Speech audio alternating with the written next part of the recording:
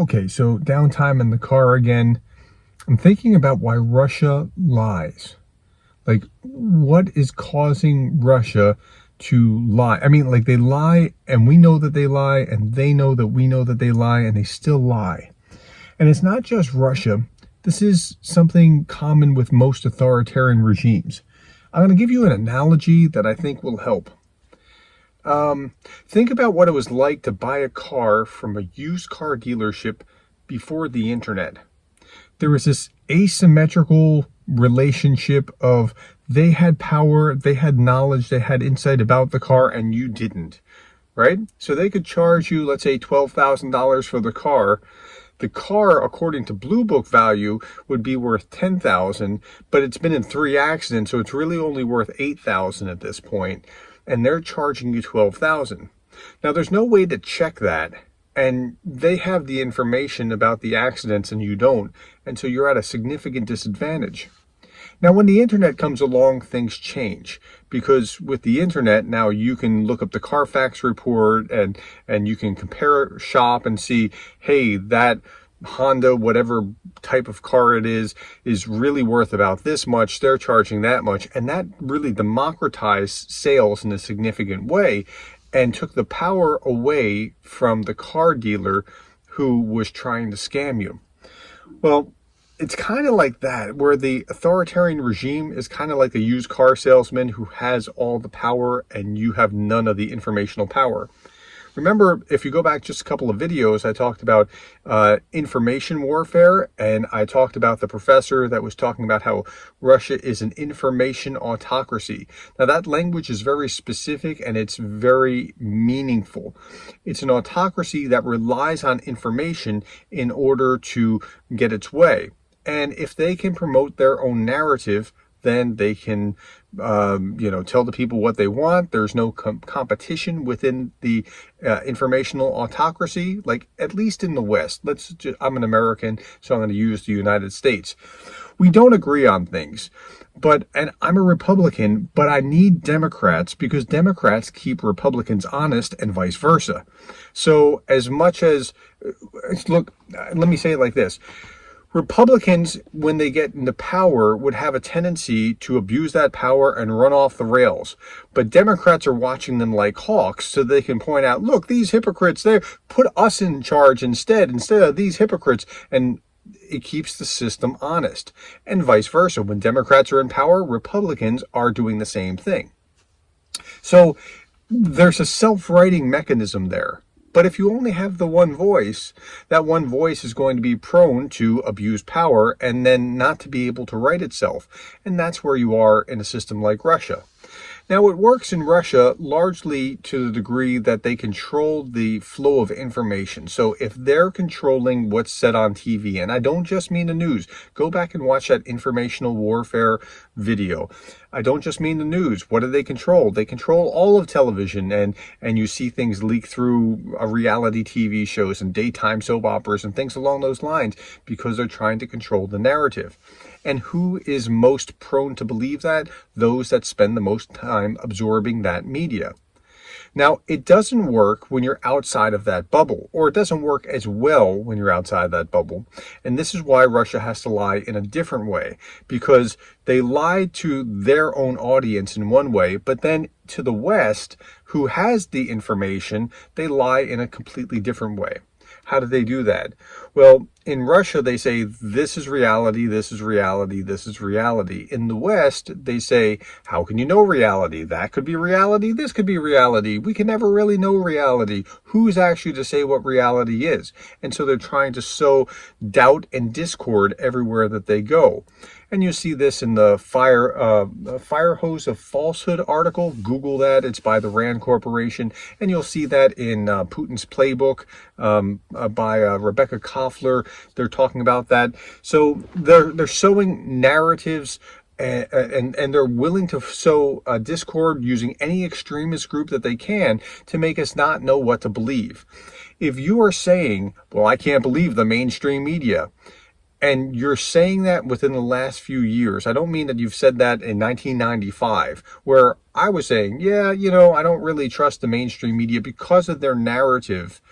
and I'm just trying to find somebody that's telling a not hostile to the way that I view the world theory. I don't mean like that. I mean, you can't trust anything that they're saying because they're bought by big whatever, big pharma, big corporate, big whatever, there, or whatever those reasons are. It's the elite, it's those kind of things, it's the cabal, it's the conspiracy. If you're saying it for that reason, you've probably bought RT's line, or Russian state media's line, that you can't trust anybody. And their tagline in RT is even question more. Now, why do they want to sow discord and disbelief? Let me go back first to say why distrusting the media itself is okay, like a la 1995, because you can kind of say, okay, I don't trust, but I'm going to triangulate on facts and see what's true. Okay? That's a different thing than saying, there's no way you can trust anybody. That's a very postmodern way of approaching it, and that's where Russia is trying to bring the West. And if you can't believe anything, then you can't attack Russia's single narrative inside its country as being false. And so they can kind of cripple their opponents by saying you can't believe anything. It's pretty insidious. Okay, now, when you're going back to the idea that Russia has said this is the way that things are, or these are the lines that we're going to believe, and who's going to believe it most? The people that watch it the most. People say over 65 are the most likely to support the special military operation because they spend the most time with that media. The people that are younger, the people that have access to internet and VPNs and things along those lines, they try. Now, again, here's another interesting point. If you're trying to stop the free flow of information, you're probably more like that information autocracy than not. In a Western country where you're not trying to stop the free flow of information, it's because you're not afraid of somebody else's narrative or letting the truth rise to the top among narratives.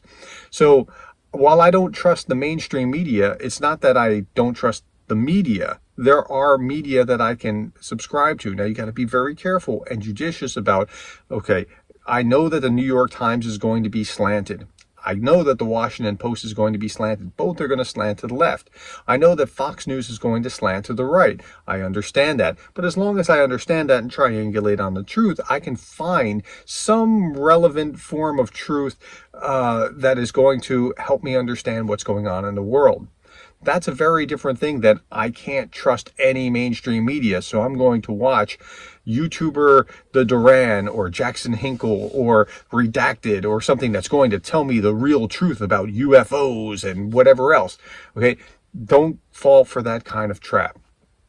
So Russia lies internally to their own people to say this is the narrative, this is the way we should go, and externally to the rest of the world saying, how can you actually believe anything? You can't believe this. This is, and they try to use their narrative, but they also try to sow discord with the rest of the world. And this leaves us in a horrible place with things like Bucha. When you get to Bucha and you see the atrocities in Bucha, the Western press, free press from all over the world was there documenting it. And in Russia, they said, see, these are actors. All they're doing is setting up this staged event in order to make us look bad. And there's no way that people in Russia could actually prove that that wasn't true. They had to go, well, I guess they are actors. I mean, why would they lie about that? I mean, it seems, look at that. The hand seemed to move on one of these actors. Okay, but in the West, we know we have actual journalists with journalistic integrity looking at this from multiple points of view. They were invited in. They could see the atrocities with their own eyes. But if you distrust the mainstream media, if they have been successful with that, if they have said, well, if they have convinced you that you can't trust anybody, then even when journalists, free press journalists who have come from all over can verify with their own eyes, it nullifies it. This is why Russia lies, because it is effective. See, the system that you have is perfectly geared to give you what you're getting, and so you're getting something for a reason. They want to sow the distrust. I'm not saying blindly believe anything that you read in the media. I'm not saying that at all. I am saying that if you simply are willing to press in, you hear this report, then you listen to that report, then you listen to that report and compare and see what lines up and see what doesn't line up, you'll get to some semblance of truth.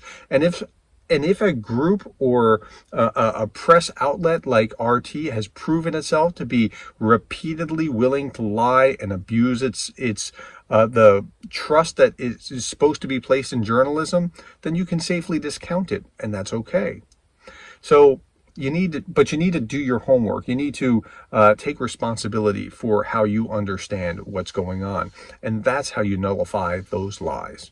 All right, that's all that I had for you right now. Thank you for listening to me while I have some downtime. I really appreciate it, and I hope that this helps you add some understanding to how you're thinking about the conflict, how you're thinking about the war in Ukraine. Thank you for the likes, the subscribes, the shares, and most of all, for being the kind of person that cares about Ukraine.